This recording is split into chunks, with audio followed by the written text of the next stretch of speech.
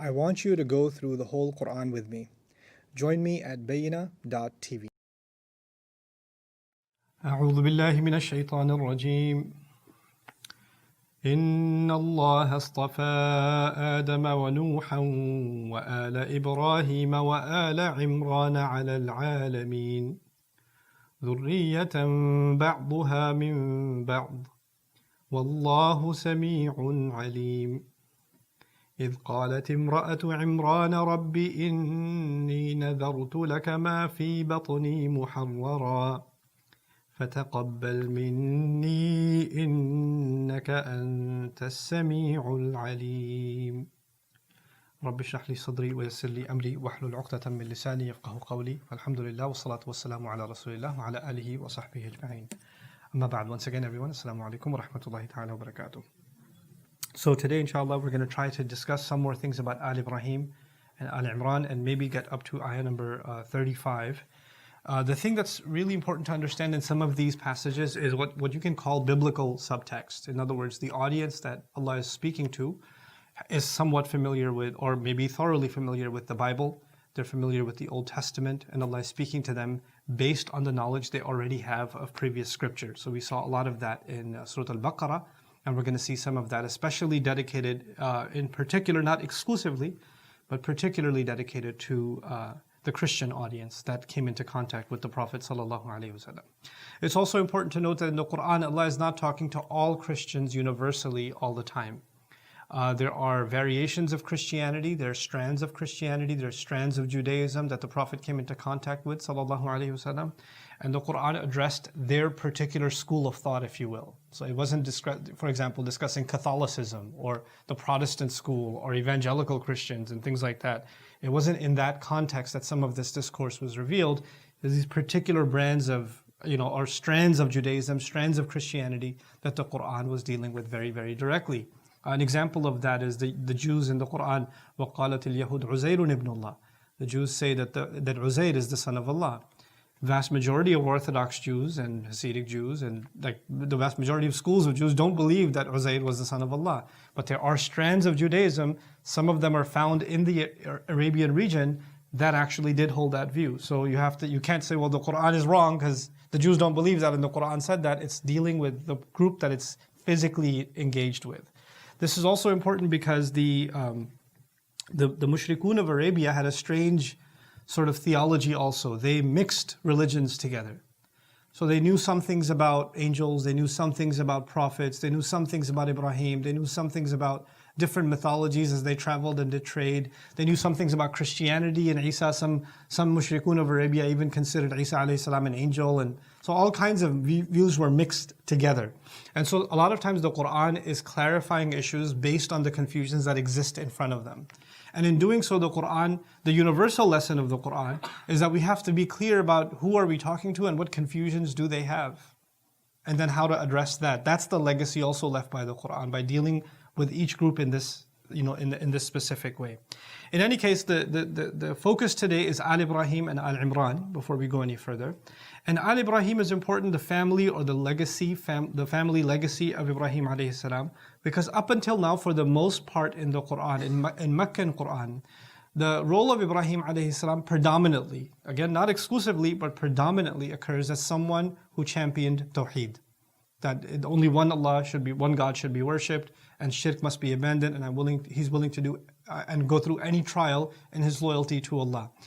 As you start seeing the mention of Ibrahim alayhi salam in Medinan Quran, in Surah Al-Baqarah, in this surah, in a few other surahs, you're going to notice Ibrahim alayhi salam playing a slightly different role, and that is the role of the father of those who believe, the paternal role, the patriarch of those who believe, who prayed for his coming lineage, right? And it's important for us, of course. We know those du'as of Ibrahim alayhi salam, وَمِن ذُرِّيَّتِنَا أُمَّةً مُسْلِمَةً لَكَ, رَبِّ اجْعَلْ لِي مُقِيمَ الصَّلَاةِ وَمِن ذُرِّيَّتِي. That's even though that's Meccan, but that's a brief allusion. There's more of that in Medinan Quran.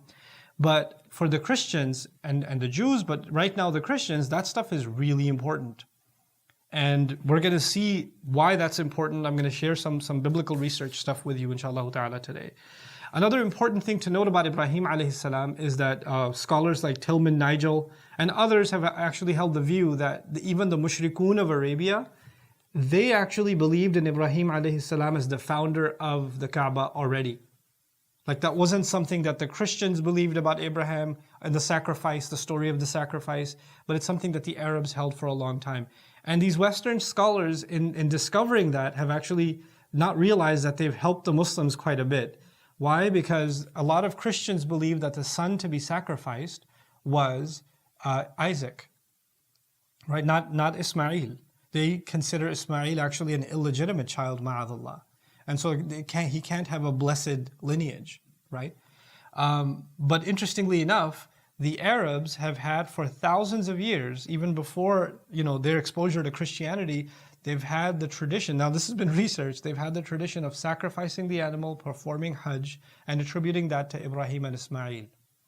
Like they've had that tradition. They mixed shirk with it. They did all kinds of other things with it. But why in the world would Arabs in the desert with no outside influences be celebrating this tradition and sacrificing in the name of their father Ibrahim? And that's something Allah actually cites. فَصَلِّ لِرَبِّكَ وَانْحَرْ. You're supposed to cleanse that tradition. They have salah and they have nahr. But you have to revive that. فَلْيَعْبُدُوا رَبَّ هَذَا الْبَيْتِ in the same surah, right? Or the same vicinity of surahs. Why? Because they should, the رَبَّ هَذَا الْبَيْتِ is a reference to Ibrahim alayhi salam. Okay, the master of this house being the house built by Ibrahim alayhi salam. So in doing so, it's actually establishing that the son to be sacrificed, and that biblical story, if you will, is actually about Makkah. A research that hasn't yet been done, and it's interesting, perhaps somebody will take it up, is actually the view of the Christians living in Medina. The Christians and Jews that lived in Medina, and what was their view of the Kaaba. And what was because they came into contact with the story of the Kaaba. It's also known in some accounts that there were Christians living in Medina that had letters from their ancestors, like a letter from their ancestors passed down many generations, that from what we've studied, a prophet is coming here. Wait for him, don't leave this city. He'll come here. And actually one of the Sahaba, when the Prophet ﷺ came to Medina, handed him the letter and said, we've been waiting here for a long time for you. So essentially they saw that as a fulfillment of what was already prophesied. Right, so even the Christians or the people of the book of before, they have some connection to the region, even though Jerusalem is not physically that far away, but they have some association with this region. And these are important things to understand, because that plays a role in the centrality of the Kaaba, and therefore the real legacy of Ibrahim alayhi salam. Who owns that legacy? Inna awla nasi bi Ibrahim is the phrase that's going to be used here. The people that have the most right to Ibrahim alayhi salam. Right, so that's an important, undercurrent in a lot of this text. Then, when Ibrahim alayhi salam made the dua for, Makkah and it to be a prosperous city, it's interesting that in the Bible there's an alternative prayer. It's called, I won't read the prayer off to you, but you can look it up in your own time, inshallah. It's called the consecration of the Temple of Jerusalem. And it's, according to Solomon, and it's something that, Ibrahim alayhi salam prays for Jerusalem and its prosperity. And you would think it's almost exactly the same thing, but in our case, the prayer is being made for the city of Makkah, right? And some argue that perhaps that was changed. Some Muslims argue that may have been changed, that originally that was Makkah, but they didn't want it to be Makkah. And there's some research to suggest that too, like by Imam Hamiduddin Farahi rahimahullah. Wallahu ta'ala alam. But the idea is, if a Christian was listening to the Quran and he was listening to the prayers of Ibrahim alayhi salam for the city of Makkah, they would actually remember the prayers of Ibrahim associated with Jerusalem and say, wait, this sounds all too familiar. That parallel is drawn. The other important thing with Ibrahim alayhi salam is the prayer that Ibrahim alayhi salam made. He said, what about all of my children? وَمِن ذُرِّيَّتِي. And in the consecrational prayer that the Christians have and the Jews have, especially the Christians believe that the children of Abraham were somehow chosen and saved. They're the saved children. And Jews held on to that view, of course. This concept was called Zachut Avot in their tradition, ancestral merit. That's how it translates, ancestral merit. That the Israelites share in the special rank and privilege of the patriarch, meaning Abraham, merely by being descendants from them. Just by being Ibrahim's children, they are chosen, special. Of course, the Quran then, this thing that they're chosen can mutate. It can get, it's nice to believe that we're chosen. Like we believe that we're chosen. Like Allah chose us to be the Ummah of Muhammad sallallahu alaihi wasallam. So it's not a bad thing to believe that. But when it mutates, what does it turn into? نَحْنُ أَبْنَاءُ اللَّهِ وَأَحِبَّاؤُهُ. We're the children of God and we're the most beloved of God. There's no way He's going to punish us. Right? And it's interesting that in the Quran, Allah Azza wa Jal made it clear, Ibrahim alayhi salam wanted this special rank for all of his children, and he said, no, لَا يَنَالُ عَهْدِ الظَّالِمِينَ. My promise doesn't extend to wrongdoers. So it's, in a sense, the Quran is actually taking that concept of Zakhut, of what the ancestral merit, and it's cleaning it up. The Quran is cleaning it up from the tongue of Ibrahim alayhi salam, and Allah saying, no, I didn't give that open license, that all of you are blessed. No, the ones of you who do wrong are not blessed.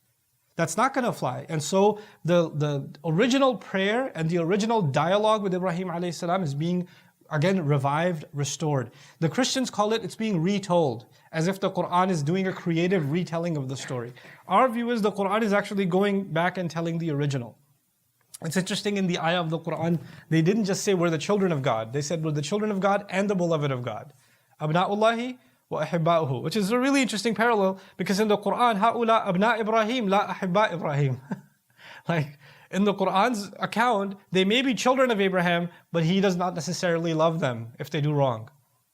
And by extension, you might think you're blessed by God, but just because you're from that lineage, even your father is not happy with you. He stopped praying for them. He prayed for the children who would believe. وَارْزُقْ أَهْلَهُ مِنَ الثَّمَرَاتِ مَنْ آمَنَ مِنْهُمْ بِاللَّهِ وَالْيَوْمِ الْآخِرِ. He qualified it as if the ones who don't believe, he doesn't care. So that's an important undercurrent in the text also. I'll cite something from the Bible. This is going to sound awkward to you because the word circumcision is being used quite a bit in this passage. This is attributed to Ibrahim alayhi salam. It's in Romans 4.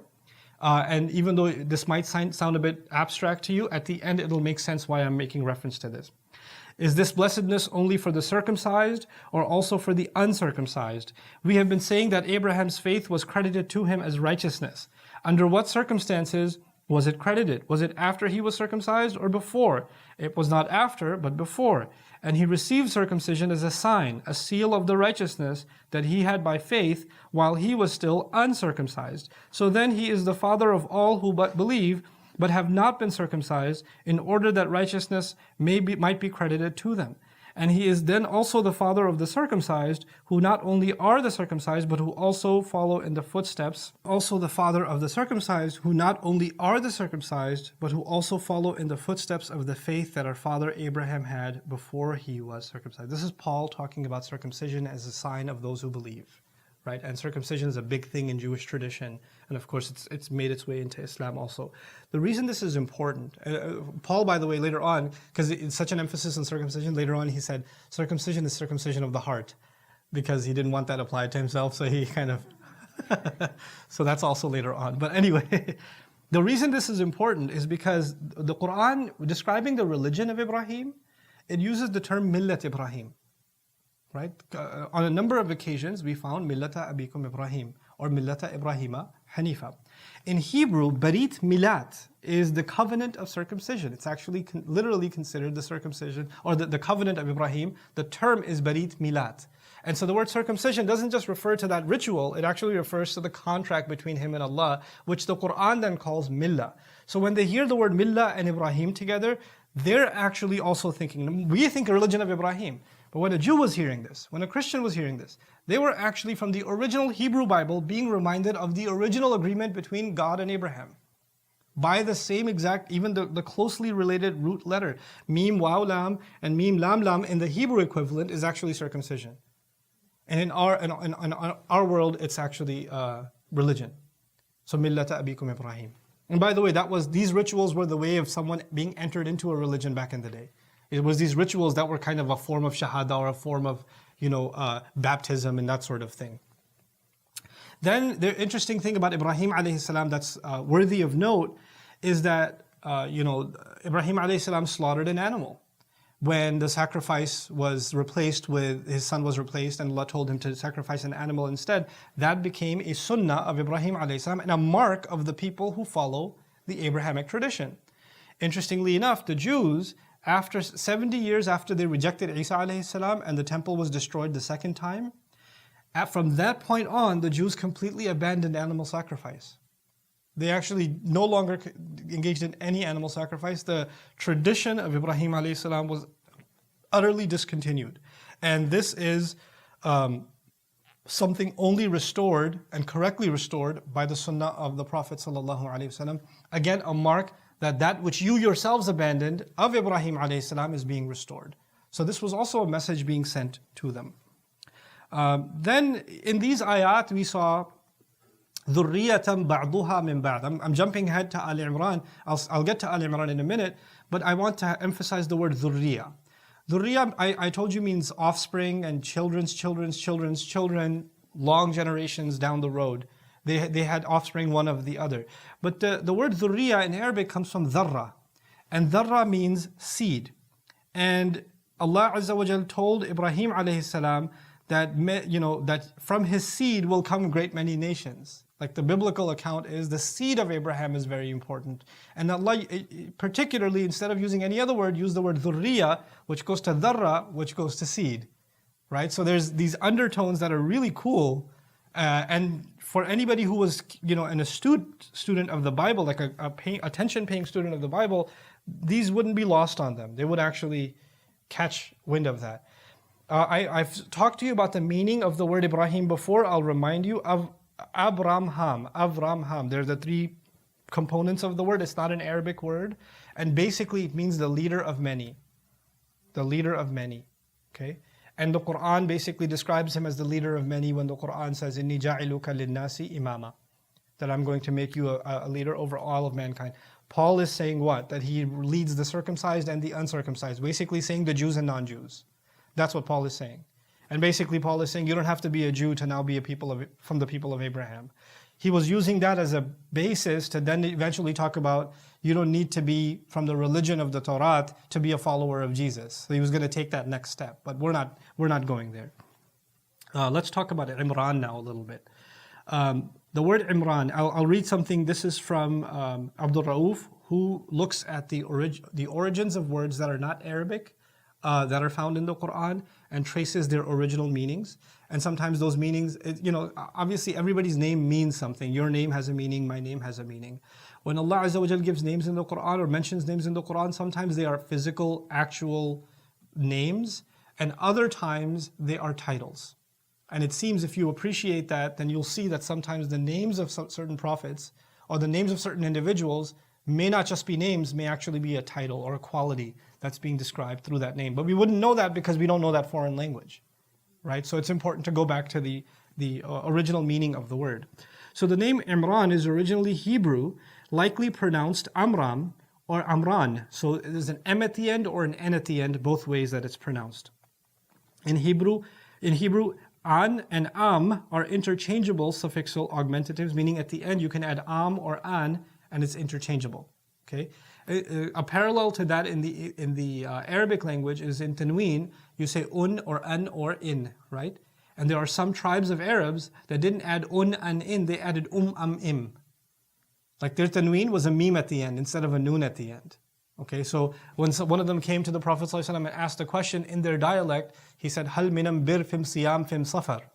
What he was asking was, Hal min al birri fis siyam fis safar. The lam was replaced with meme in his case. The lam and meme became, and the Prophet responded in his dialect, Laysa minam bir fim siyam fim safar. Which is his response, Laysa min al birri fis siyam fis safar. But he replaced it with a meme. So sometimes letters are interchangeable by dialect. So he's saying that the Imran or Amram, as mentioned in the Bible, are interchangeable. Hebrew scholars considered the name Amram to be a combination of Am, which means people, and nation or nation, from the trilateral Ain Mim Mim, the closest to that in Arabic, Ain Mim Mim, to be common, which is Umum is also common in Arabic, right? Amma Ya'ummu, to be common. So common people. And from Ram, which means to be high or exalted, the root letters equivalent would be R, W, M, Ra, Waw, and Mim, to be high or to be exalted. Thus they concluded that Amram meant the people of the Most High. Amram literally means the people of the Most High. In reality, the name Amram is the Hebrew equivalent of the Arabic name Imran. in both etymology and semantic denotation, because they are both from the same common root letters, Ain, Mim, and Ra. This is important. So this is what the Jewish scholars believed it means, people of the Most High. But he's disagreeing and saying actually, Ain, Mim, and Ra in Arabic, that's the root letters, and Ain, Mim, and Ra, the equivalent letters of that in Hebrew, are the same, and their meanings are the same. So actually there's a commonness between Imran as understood in Hebrew and as understood in Arabic. And this is going to play a role in how we understand this person's role in life also. Amara, which means to serve, to wait on, to look after, to tend to, particularly a sanctuary or a house of worship. Which is why Allah says, مَا كَانَ لِلْمُشْرِكِينَ أَنْ يَعْمُرُوا مَسَاجِدَ اللَّهِ. Same root origin. From Imran, Amara, يَعْمُرُوا. So he says, it is not appropriate for people who do shirk to be serving or maintaining the house of Allah. إِنَّمَا يَعْمُرُ مَسَاجِدَ اللَّهِ. The one who maintains, develops, serves, builds the houses of Allah, the masajid of Allah. So Imran, in their tradition, in the Hebrew sense, someone who serves the temple. In our sense, the one who does, Imran of the house or Umar of the house, actually someone who takes care of the house. Ammara, yu'ammiru, to take care of, to develop. Okay, so by the way, it's interesting. This word is also used for how we're supposed to tend to the earth. هُوَ الَّذِي جَعَلَكُمْ فِي الْأَرْضِ وَاسْتَعْمَرَكُمْ فِيهَا. Allah says He placed you on the earth to take care of it, to tend to it. You know how like someone who takes care of the masjid is always looking for something to clean up, or always wiping things down, or always putting things in their place, like making sure the house of Allah is always perfect. This is the idea of ta'mir or isti'mar. The modern Arabic meaning of isti'mar is colonization, which has nothing to do with the classical, which is also another reminder why classical Arabic should be studied and not confused with, Aratools or something. They're worlds apart. You can't look at the meaning in an app and think that this is what the Quran is saying. Those are not the same thing. In any case, Imran, the house of Imran is important because in Jewish tradition, and then eventually in Christian tradition, the early Christian tradition, taking care of the temple was a sacred duty. And people, the most special people in the community were assigned service to what we call the masjid. They called the temple, they called it the synagogue. But this was a special place. Not just anybody gets to be there. And they use the term priests of the temple, the high priests of the temple. Priests not in the Christian sense, but in the Jewish sense, meaning the ones who studied the Torah and taught it and engaged in the acts of worship and all of that stuff. Those people were actually, in a sense, people of Imran. And so the word Imran is being used to describe this person. Now there's quite a bit of a story surrounding him, this person in the Bible. And he's about to be mentioned. وَآلَ عِمْرَانَ عَلَى الْعَالَمِينَ. Imran, I told you, is the father of Musa alayhi salam. I already mentioned that to you before. That Allah decided that his house should be served and his temple should be served by Imran. Now we have the Kaaba, right? We have the Kaaba. And at the time of Musa alayhi salam, there was no Kaaba sense actually. And the temple was a moving thing. It was actually the remnants after Musa alayhi salam, what was left behind by Musa alayhi salam in the tabut. فِيهِ سَكِينَةٌ مِّن رَبِّكُمْ وَبَقِيَّةٌ مِّمَّا تَرَكَ آلُ مُوسَى وَآلُ هَارُونَ تَحْمِلُهُ الْمَلَائِكَةُ. What Allah refers to. That tabernacle, they call it. This tabut was something moving, and their Kaaba would move with them. That would move with them. But the ones who would take care of it, and every time they stopped, they built a tent around it and an area of worship around it and all of that. That's actually the people of Imran. And so this person, this name became sort of a title. And this is the other underlying theme that in Christian culture we have to understand.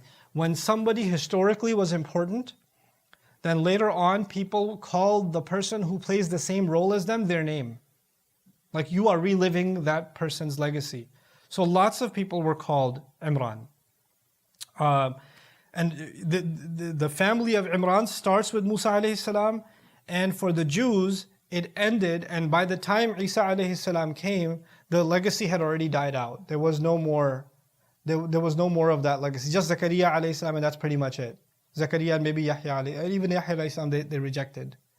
But Allah Azza wa Jalla is going to now illustrate to the Jews and then tell the Christians that unlike the Jews who rejected the final chapter of the family of Imran, Allah doesn't. That Allah actually accepts Maryam as part of the sacred family of Imran, part of the same legacy, not just from a genealogical, like a descendants biologically, but you're carrying the same legacy. You know, for Christians, being from the same bloodline is one thing, but actually also has some spiritual meaning. Which is why Zakaria alayhi salam, for example, لا تذرني فردا, you know, and وأنت خير الوارثين, you don't leave me behind alone. You're the best one who gives inheritance, and you're the best who's left behind to inherit. But he was worried, إني خفت الموالي من ورائي, I'm worried about the inheritors that will come after me. So this idea of family tradition being left behind, those who will not just carry my blood, but actually also carry the tradition that's supposed to be carried. For the Jews, that ended, and Maryam is actually an embarrassment to that tradition. Isa is an embarrassment to that tradition. Allah now comes to the defense of Maryam and Isa, and in doing so, He softens the hearts of Christians, because as far as the Christians are concerned, what the Jews have to say about Maryam and Isa is horrible. It's a terrible thing what they have to say. And now actually the Quran is aligning itself in at least, not in worship, but at least in honoring that family and considering them part of the larger family of Imran. And that's an important thing that Allah Azza wa Jal did here by making reference to Al Imran, Al Alamin. When the Jew heard this, they did not think of Maryam, Al Imran. They thought of everyone up until Maryam, because that's the part they reject. When the Christian heard this, they're like, I wonder if they're gonna do the same things as the Jews did over all other nations of the world. Alamin dhurriyatan ba'duha min ba'd, and then again the reference that they are offspring, seed one of another. Wallahu sami'un alim, and Allah is all hearing, all knowing. And you'll notice these names of Allah occur often when people make dua about future generations. There's the theme in the Quran of Allah being called As-Sami' and Al-Alim on the tongue of Ibrahim alayhi salam, on Zakaria alayhi salam. Here you're going to find, the mother of Maryam, salamun alayha, when she's making dua about, the future offspring, generations, coming generations, and Allah being all hearing, Allah being all knowing is an important name to mention. And of course, I think I mentioned this to you in the Baqarah series. Ibrahim alayhi salam made this dua, and when he was building the house along with his son Ismail. And actually, the biblical story is when Ismail was born, even though Ibrahim was very old, he said in Hebrew, the words are Yashma'il.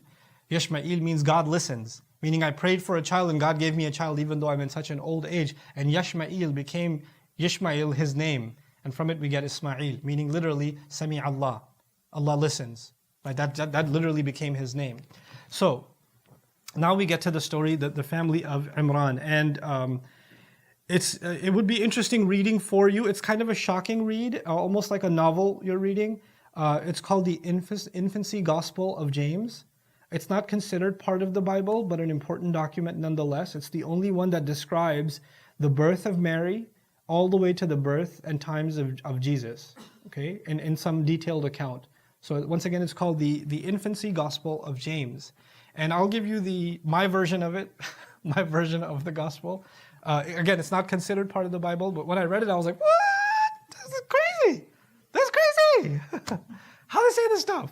But I'll tell you the story, because I want you to know, before the Christians heard these ayat, what did they know? What were they thinking about the story of Isa alayhi salam and Maryam salamun alayha? So basically, you have this man whose name is Joachim, and he's a very wealthy, generous, man in the Jewish community, and he always gives sadaqah, and he's always, donating towards, sacrifice and all this other stuff, sacrificing of the animals and things. And some, priests come and tell him, some basically scholars of Judaism come and tell him, you don't have a child. And if you don't have a child, you're not furthering the legacy of the children of Ismail or Israel, and therefore you're not allowed to give charity. So they got jealous of him, and they made him feel like he doesn't have a blessed family because he doesn't give charity. So he got upset because his wife hadn't been able to bear a child for a long time. And so he got so upset that he went out in the desert, set up a tent in the desert, and just started worshiping Allah and said, Allah will feed me, Allah will give me food, God will give me, and until He gives me a sign, I'm not going to come back because Allah didn't give me a child. And this is how the story goes. We don't have stories like this in Quran and Sunnah, but they have them, right? How having children is so important that he just left his wife, and his wife started crying and started saying, I lament to God over two things. I'm a widow, even though my husband's alive, and I'm childless. And then she actually, after he had left, she realized that she's actually pregnant. She's super happy.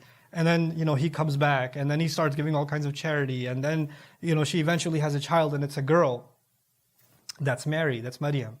So here she's called the wife of Imran. Imra'at Imran. Imran is not used as his name. And he gave more than anybody else to build the masjid or to serve, right? So Quran uses, instead of using his name, uses the word Imran. And some of our ulama said, no, the Christians got it wrong. His name is not Imran, or his name is not Joachim, his name is Imran. Allah is correcting the Christians. Allahu A'lam. I would argue, actually, no, Allah is using a title for him. That he was playing the role of building the masjid or donating more than anyone else, and that's why Allah associated him with Imran. And the other reason it's important to do that is because Allah is now going to finally give to him what Allah gave to Imran, meaning Imran was given a child who was given Tawrat. And he's now being given a child, Maryam, whose child is now going to be given Tawrat and Injil. So it's the start of Tawrat and it's the end of Tawrat and Injil. It's the opening and closing of the revelation history of the Israelites. So it's Imran's family legacy completed, which is why the name is being used.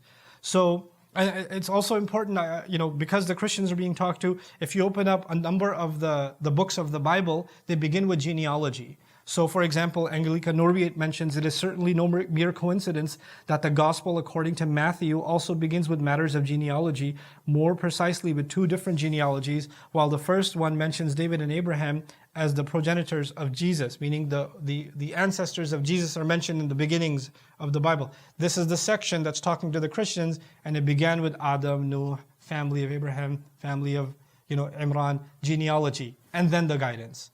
So it resonates with them in the way that even though that's written by people, it's not a book of Allah. The books of the Bible, they're documented by people. But regardless, they are familiar with learning in this way, and Allah used the style that they're familiar with and used it in the Quran. And they're like, oh, it begins with genealogy too. Oh, okay, I'm familiar with this. And it kind of puts the guard down again. Now, the next piece of this, the story. So she has this child, and then Zakaria alayhi salam, she dedicates this child. Everybody's happy that this child is born. And because this was the most generous and most righteous man in the community, and so they're dedicating this child to the service of Allah, even though she's a girl. Everybody's okay with it. By the time she turns 12, there's a convention, there's a meeting of the scholars and the priests. They say, well, we can't have her in the temple because she'll desecrate the temple. Because she's a female, she can't be there. So they make an exception from her because of Zakariya's suggestion. They build a special quarter for her. She's living there until 16. Then when her menses come in, they say, well, we can't have her here. This is their version. We can't have her here. She has to go. So we should marry her off. So they did some kind of a ritual, and they decided that this man named, this is about Maryam now, who's 16 years old. They say, well, this man named Joseph, we've chosen him to marry her. And this man was old. And he was already married. He also had a couple of kids, grown. So they came to him and said, you should marry Maryam. He said, she's 16. I'm an old guy. Everybody's going to laugh at me. I'm not doing this. I'll be the laughing stock of the Israelites, according to the infancy gospel. I'll be the laughing stock of the Israelites. And they said, well, okay, if you can't marry her, at least take, because, we've all prayed and your name has come up. So we know you have to take care of her. So you take what the Arabic term is kafala. You become her kafil, you become her guardian, because we can't keep her in the temple anymore. Keep her as a virgin, keep her sacred, don't marry her, but you're still responsible for her. You're basically her wali, her kafil. So he brings her into his house. And he says, you stay here, I do a lot of construction work, I'm going to be gone building homes for some time, but you're welcome to stay here because the temple has given me, the masjid has ordained me to be your guardian, so you be here and you be good. Okay, he goes away. In the meantime, the angel comes to Mary and tells her that she's going to have a baby, and she says, no man has touched me, and he says, it doesn't matter, God has decided, that the one that will save the Israelites from their sins is going to be in your womb. And so she gets pregnant. And as her belly is swelling, she's getting bigger and bigger, she starts getting worried about what's going to happen, what are people going to say. Anybody who asks, she says, no man has touched me, this is from God. This is from the God of the Israelites. And then Joseph finally comes back, and he comes back and he's like, what have you done? What are people going to say? I was supposed to guard this, this virgin, and this was a sacred duty given to me. And, the same thing that happened to Adam and the serpent got to Eve, well, the serpent got to you. And he compares that story. and says, what kind of woman are you? How can you have been in the service of God's house all this time and you have done this? You should be ashamed of yourself. And he's like, what should I do? I can't go and tell them that I got her pregnant because that means I'm messed up. And if I go and report her as she's committed zina, then an innocent child will be killed. I can't do that either. I don't know what to do. So he decides to take her away out of town into a cave somewhere. And so he takes Mary into this cave, and now she's about to, and when they're riding on the camel, she says, I'm about to give birth on the way to the cave. So he hurries her into the cave, sits her there, finds some stranger, and says, I need your help, some midwife. You need to give birth to this child. And so they go into this cave, and she's giving birth to the child, and the entire cave fills up with light. And the lady who says, whose child is this? And she says, Mary still says, I swear no man has ever touched me. And she says, I don't believe you. And she gave her a physical exam and says, you're right, no man has ever touched you. I don't know what that means. But then God, and I'm like, what is this? So anyway, and then her name is, I forget, Salome or something like that woman's name. And then God speaks to Salome and says, you have been blessed to deliver a child that will save all of the Israelites from their sins. And she's like, how blessed I am that I saw this miracle of light and all of this. And this is how he was born. And then in the meantime, the king Herod saw, like Firaun saw a dream that a child will come to threaten his kingdom. Herod sees a dream that, a child is born that is going to be a prince. And he's worried about this prince. So he's going around asking, whose child is this that needs to be killed? And he's asking for Zechariah, for his son. And, where did you keep your son? And interrogations happening. This is basically the story. I'm giving you the juicy parts that are like, whoa, what is this? This is what they believe happened. Now, the Quran comes and tells a completely different story. Completely. And by the way, at the end of that story, you know what it says? This is James. I told this story at this time, and I decided to record this story, as I understood it or whatever. He puts a disclaimer at the end. This is from me. It's not the word of Allah. This is my word. He put that disclaimer at the end. And that's the key that I wanted to cite for you. Allah is telling the story from whose point of view? His own. His own. Not the history according to, the Bible according to Matthew, according to James, according to this, according to that. This is what happened according to Allah. Now, Western scholars will say the Quran has a retelling of the story. We say the Quran has the actual telling of the story. إِنَّ هَذَا لَهُوَ الْقَصَصُ الْحَقِّ. This is in fact what really happened. To know what really happened, you'd have to be there. And the only one who actually was there is Allah, who's still a living witness to what happened then. Right? So when He tells the story, this is what actually happened. This is the confidence with which the Quran tells the story. When the wife of Imran, when the woman of Imran, Imra'atu Imran, why is she being called again Imra'atu Imran? Even though she's the wife of Joachim, because he plays the role of Imran. Okay? When the wife of Imran said, Rabbi inni nadartu laka ma fi batni muharraran. Master, I am dedicating whatever is in my belly, whatever's, boy or girl, doesn't matter, whatever's in my belly, I dedicate to you as a nadhr. The word nadhr is being used. Ma yajibu fil jarahat min ad-diyat. The word nadhr is used when you owe someone a penalty because you hurt them. Like in nowadays, if you owe somebody money because they want a lawsuit against you, that would be a nadhr. Damages owed to somebody because of harm you afflicted, right? The penalty you have to pay. That's called nadhr. The Iraqis used to call it arsh. Li qibala fulanin nadhr. This was used in the sense that somebody owes me money because they damaged me, they hit me on the head or whatever. This is why the word was even used. Specific damages were dedicated by Umar radiallahu anhu, Uthman radiallahu anhu in their era for different damages that were done. They used to call it nadhr also. Right? So if somebody's head injury broke a bone or something like that, there's a specific amount that you owe. They set these prices on nadhr. وَالنَّذِيرَ الْإِبْنِ يَجْعَلُهُ أَبَوَاهُ قَيِّمًا وَخَادِمًا لِلْكَنِيسَةِ أَوْ الْمُتَعَبَّدِ مِنْ ذَكَرٍ أَوْ أُنْثَى. Nadhira is used for a boy or girl that has been dedicated to the service of a temple or a church by the parents. Sometimes we do this in South Asia. I haven't seen this done anywhere else really. We do it. This child I'm going to dedicate to just becoming a hafiz, or this child is just going to become servant of the, especially if they're born with some kind of a deficiency, then definitely dedicate. This one's for Allah wala bacha wala, right? Ya Allah ke naam kar diya, right? So this is nadhr to Allah, but they don't do it before the birth. They do it after the birth. There's an issue. Okay, now give it to Allah. So which is a disgusting practice, by the way. Al-ma'na al-mihwari تبعة تلتزم أو يخشى من لزومها. The overall meaning of the word is something that you owe, and you fear if you don't pay it that there's going to be damages. Okay, that's basically the meaning of nadhr, is something owed, and there's a fear that if I don't pay it, there's going to be consequences. Okay, and from it came al-nadhru ijabu shay'in ala nafsi tabarru'an, to mandate something on yourself that is supposed to actually originally be voluntary.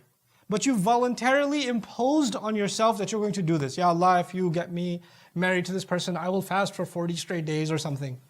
I don't know how that works, but whatever. If you did that, then fasting 40 straight days was not mandatory on you. But since you talked to Allah and said you're imposing it on yourself, it became wajib on you. Now it's held against you. Okay? So, وَمَا نَذَرْتُم مِّن نَذْرٍ فَإِنَّ اللَّهَ يَعْلَمُهُ وَمَا لِلظَّالِمِينَ مِنْ أَنصَارٍ. Whatever you spend, whatever oath you make to Allah that I'm imposing it on myself, Allah knows it. Don't play around with it. Don't just say, just kidding. No, later. Don't do that. So, don't even get into it. Because at the end of that ayah in Surah Al-Baqarah, وَمَا لِلظَّالِمِينَ مِنْ أَنصَارٍ, wrongdoers don't get any helpers. So don't mess with Allah and make these promises. صدقة أو عبادة أو غيرها. Anytime you make a dedication like that as an act of sadaqah or ibadah or anything else, وَالنَّذِيرَ مَا تُعْطِيهِ, and nadhira is what actually that you give. So what she is giving Allah is whatever child she has will be dedicated to the service. There were some people that were just khuddam of the house. They were just there to do nothing else. They were just going to study the book of Allah and teach the book of Allah and worship Allah, and that's all they were going to do. So this is the nadhr that she made. فَتَقَبَّلْ مِنِّي, then accept it from me. So you'll notice here there's an emphasis on women. The father has been mentioned, but really the one talking is the mother. And the father should be deciding what should happen with the child. He's the guardian, he's the provider. But actually, who's making the dedication? The mother is making the dedication. And then of course, what is born is a girl, right? And for all this time, for the Israelites especially, lineage is from the father. Lineage comes from the father, and the father is who's important. Allah is removing that from the equation and saying to Allah, actually the real lineage is faith. And gender is irrelevant. And in a sense, He actually even honored that people can be from the family of Imran, meaning the family of the prophethood of Musa alayhi salam, even if they're a girl and they're about to have a child, that's still part of the family of Imran. That's still part of the same legacy. You would think, when a girl gets married or a girl has a child, then the child's identity only belongs to the one that gave, the father who gave the name. But the lineage of Iman is different. The lineage of Iman is actually for both genders. And Allah opened that up really beautifully by describing the wife of Imran and then later on, Maryam salamun alayha. So, إِنِّي نَذَرْتُ لَكَ مَا فِي بَطْنِي مُحَرَّرًا. Muharrar is an important word. عَتِيقًا خالصا لطاعتك لا أصرفه في حوائجي. Someone who is حرية in Arabic means freedom, right? تحرير رقبة, to free a neck. That's the masdar used in the Quran. Muharrar is the ism maf'ul. What it means, whatever is born of me is going to be set free. Set free from what? From all other obligations. This child will not have to worry about where the food is coming from. This child will not have to worry about where the clothes are coming from. Anything else, the only worry they will ever have is worshipping you and serving you and teaching your scripture. That's it. That's the only thing that I want them to do. Every other expense we'll take care of. Muharraran. This idea of tahrir, I've seen it happen in some families. I knew a young man, I won't mention because he'll get embarrassed. I knew a young man in some country that shall not be named, brilliant memorizer of Quran, brilliant reciter of the Quran, brilliant student of the deen, like photographic memory, brilliant teacher, like he's just talented. And his family's multimillionaires, they're all kinds of businesses. And they saw that this kid he's just special, he's got this talent. So they pulled him out of the businesses. You're gonna study Islam full time. And your house and your family and your account or whatever, you don't ask you just take care of your needs. We're not gonna, he doesn't wait for a paycheck, he doesn't do any of that. When he travels, he just says, I need to go here to do this da'wah thing, and the family just does it. And he doesn't live a lavish life, he lives a very simple life, and by his own insistence. But the point is, people in his family decided that he should be muharrar. Like they see in him something that serves Allah's deen, so he should be muharrar. And that's an important lesson here. I know I'm taking way over my time, but this idea of tahrir is important because nowadays you have people that say, hey, I want to do Islamic work. Can you make me muharrar? Can you pay for my education? Can you sponsor me in this? Can you cover all of my expenses? Because I'm going to do Islamic work. I'm going to do da'wah work. That's why. Can you get me a business class ticket? Can you put me up in this hotel? And because I need to be muharrar. Dude, you don't decide that. You don't choose yourself and nominate yourself as someone so worthy of Allah's deen service that others should, go fund me. Hold on a second. How are you, that's actually a form of self-righteousness that we should be aware of. When your service is so powerful and so recognized that you yourself people came to you and said, you know what, you need to stop doing what you're doing, just do this. Don't worry about that. Pull yourself away. You need to focus on this. That's your muharrar, not mutaharrir. It's an ism maf'ul for a reason. And if your family decided that, like your family can do that, your family can say, you're nominated. You're going to do this. We want you to do this. This is all I want you to do.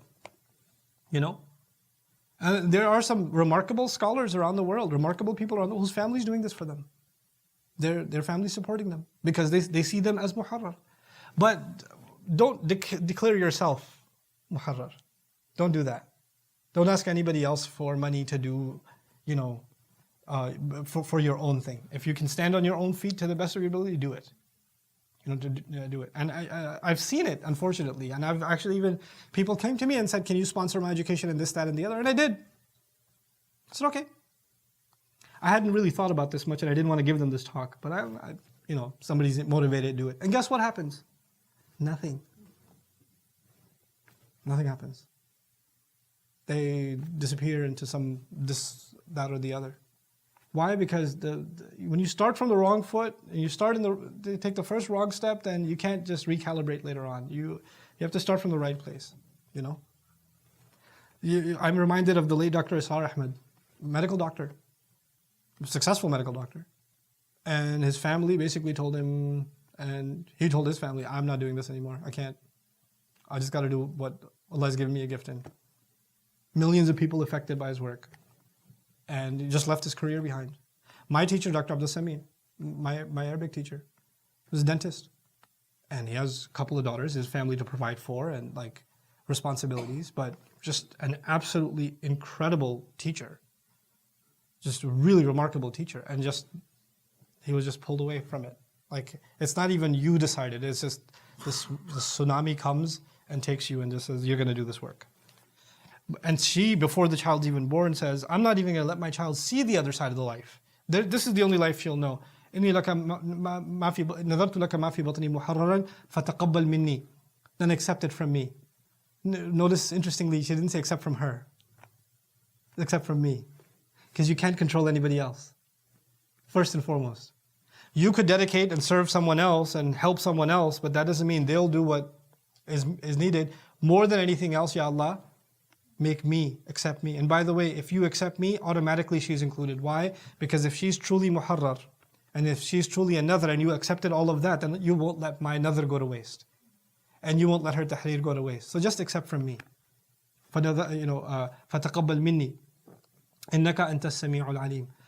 And by the way, qubul also, an implication, a spiritual implication of that is when Allah accepts someone, then they become acceptable to others. Qubul from Allah is qubul of people around you. And understand that the qubul of Allah doesn't work the same way the qubul of people works. Meaning when Allah accepts someone and when people accept someone, sometimes it's two different things. Sometimes what happens is in their own lifetime, nobody accepted them. But because Allah accepted them, their acceptance lasted many generations after that. The people who insulted them, the people who put them down disappeared, and their honor outlived all of them for centuries and centuries. What happened with Maryam herself? Humiliated in her lifetime, humiliated, accused. And what happens with her thereafter? Honored until Judgment Day. Right? So when Allah gives qubul, His qubul is much bigger than what a human being can ever give. He gives that acceptability that's much wider. And we ask Allah Azza wa Jal that He accepts all of us. فَتَقَبَّلْ مِنِّي. So she begs Allah, accept from me and accept wholly from me. اقبل مني, that's the the mujarrad form, تقبل, the tafa'ul form. Accept wholly from me. You are the ultimate one who hears everything, knows everything. إِنَّكَ أَنْتَ السَّمِيعُ الْعَلِيمُ. Like I was mentioning before, these two words, these two names of Allah occur, especially when du'as about the future, about lineage, about offspring occur, you'll find these names occur. May Allah Azza wa Jal accept our du'as from us, and may Allah Azza wa Jal help us identify people that should be muharrar, that should be dedicated to the service of Allah's deen, and support them in whatever way we can. Barakallahu li wa lakum fil Qur'an al-Hakim, wa nafa'ani wa iyyakum bil ayati wa dhikr al-Hakim. A number of texts in the Eastern Church present Mary as belonging to the lineage of Harun. That's also an important note, that Mary belongs to the lineage of Harun alayhi salam. Why is that important? Quran will later on call her what? Ya ukhta Harun. It's going to pick up from that tradition that is known to them and their scholars.